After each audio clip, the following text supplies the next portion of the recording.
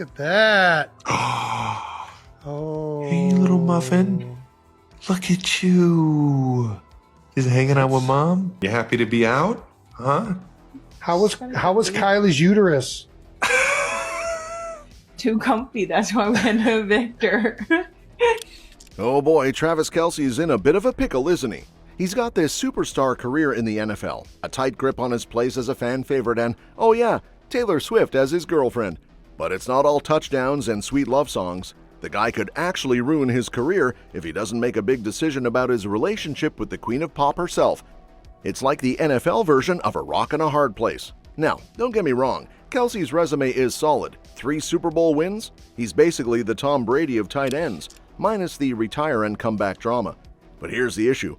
While Travis is out there making public appearances, kissing Taylor Swift after Super Bowl 58 and showing up in commercials, people are starting to ask, is all this fame actually distracting him from his football game?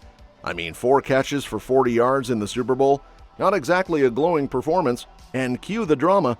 People are starting to wonder if all that extra media buzz around his romance with Taylor might be messing with his focus. I mean, we get it. Who wouldn't want to be out there with Taylor Swift living the dream, right? But here's the catch. This isn't just some off-season fling, it's an international headline.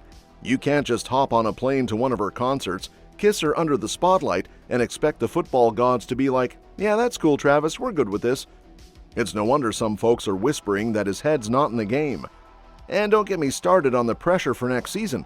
He's 34, and with the clock ticking, Kelce's got to decide whether he's going to prioritize love songs and record-breaking albums or focus on putting up numbers on the field.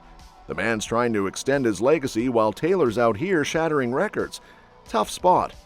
The way I see it, Travis is going to have to pull off some sort of epic balancing act between fame, love, and football. It's like juggling flaming swords while riding a unicycle. A little tricky. He could follow in the footsteps of athletes like James Harden, who admitted his relationship with Khloe Kardashian was a distraction. Or maybe he'll take a cue from Tony Romo, who also struggled with the spotlight. But whatever happens, this season is going to define if he can handle both worlds or if he'll have to choose one. So while Travis is busy trying to figure out if he can juggle his NFL career and that relationship with Taylor Swift, there's a little problem brewing. The problem is, Taylor has officially left him in the dust, and we're not just talking about relationship drama. We're talking about music domination.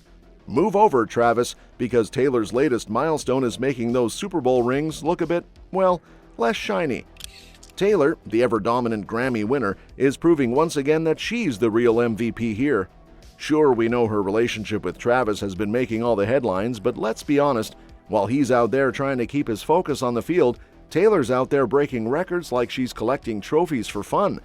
After a short break post-Eras Tour, because, you know, even legends need a moment to breathe, Taylor's back at it, and her music is seriously slaying the charts. In fact, one of her tracks, fresh out of the slammer, is currently sitting pretty at number 4 on the Stats FM charts, and another fan favorite, Enchanted, has hit a massive milestone with 400 million streams. Excuse me while I pick my jaw up off the floor. The girl is on fire, and not in the way Travis would like to see a football player burn his opponents. This is next-level global domination we're talking about here. Now, back to our beloved couple. Since the Super Bowl, things have been relatively quiet on the Taylor-Travis front.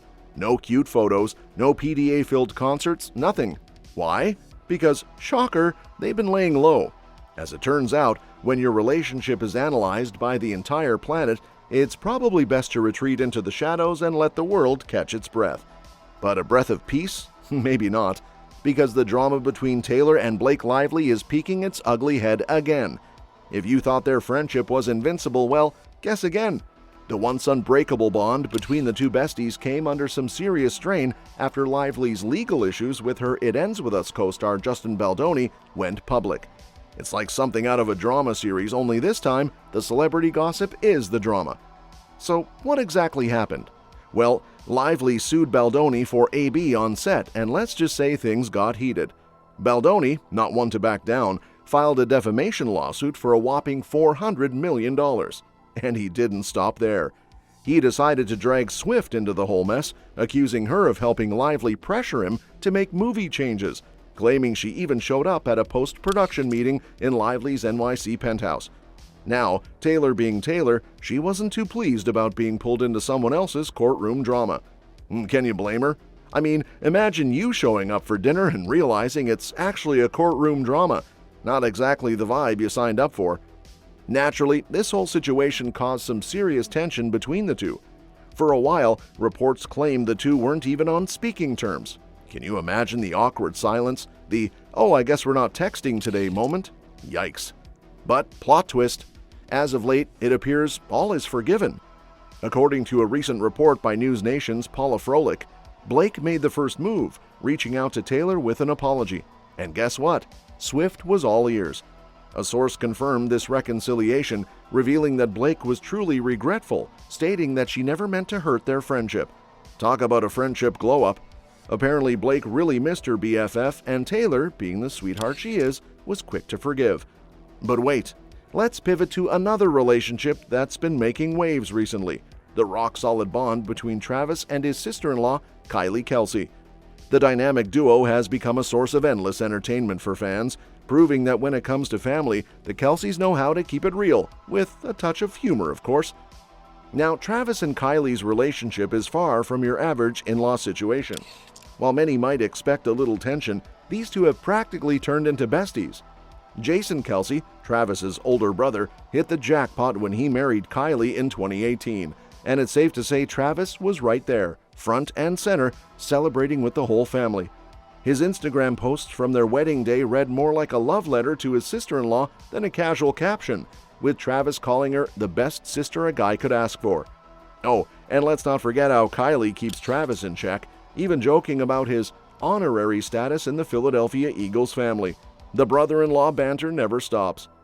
If you thought this relationship was all smiles and sunshine, think again. The Kelce family knows how to roast each other like pros.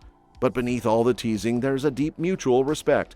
Travis is quick to hype up Kylie's charity work, and Kylie never hesitates to support her brother-in-law in his Super Bowl victories. Now that's what we call family goals. Talking about family dynamics, it looks like Travis is having the time of his life as the Uncle Trav to the Kelce clan. But no amount of fame or football glory can prepare you for the chaotic yet hilarious family dynamics that come with having Jason Kelce as a brother. Case in point, the infamous uterus comment. Yep, you heard that right. Yeah, Finn. Finn. Finley and Kelce. Yeah, We're calling her and Finn. Kelsey. Finn Ann. That's adorable. Jason refused to let me just go Finn. So. Tell Kai I said hello. I'm glad everything went great. You happy to be out? Huh? How was Kylie's uterus? Too comfy, that's why we had to evict her. When Jason casually asked about the state of Kylie's uterus during a podcast episode, just after the birth of their fourth child, Finley Ann, it was clear that Travis was having none of it. Travis didn't hold back, blasting Jason for being, well, a little too candid for comfort.